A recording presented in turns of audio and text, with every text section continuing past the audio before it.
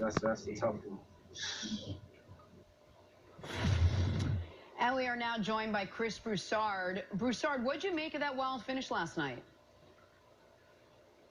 Some shocking stuff happened, obviously.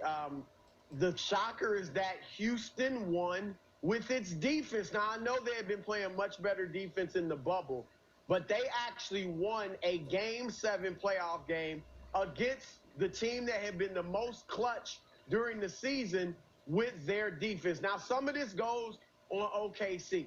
All right, their execution was poor at the end of the game. That last play, why isn't Steven Adams your last resort going to the rim rather than coming to the three-point line? But the bottom line is I have to give Houston's defense credit. They locked them up. Chris Paul's lucky that the shot that Dort got blocked, Chris Paul's lucky that his ball having yet another poor performance in a critical playoff game. And I got to say this to Nick.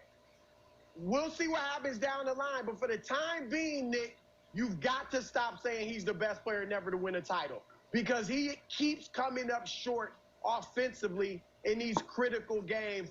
We'll see what he does years from now. But for the time being, you can't give him that title because this happens time and time again. But shout out to the Beard. He didn't get down on himself, and he made a great defensive play.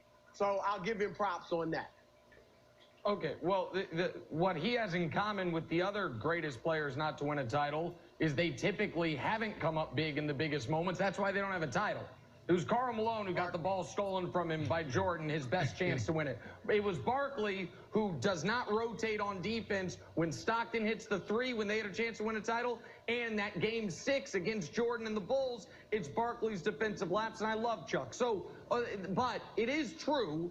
If they had lost last night, Broussard, it is a scarlet letter on Harden forever.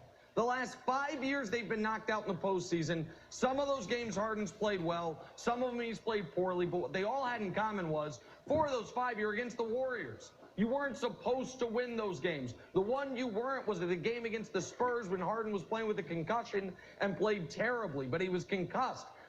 So they were justifiable. Losing last night with the way Harden played, it would have been the end of D'Antoni 100%. It might have been the end of my guy Daryl Morey.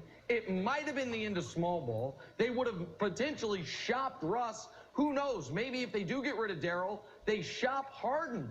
The butterfly effect, if they had lost that game, would have been massive across the league, which is why, Brandon, that block right now might have been the single biggest play of James Harden's career.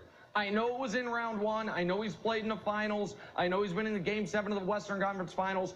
But if they lose that game, we are talking about Russ's meltdown in Game 6, Harden's meltdown in Game 7, and how do you run it back next year thinking you can beat the LA teams, that you can beat Denver, when you couldn't even get past an OKC team that everyone thought was rebuilding. So Harden, there have been games, Brandon, where he plays great, but the Rockets lose elimination games, so we kill him.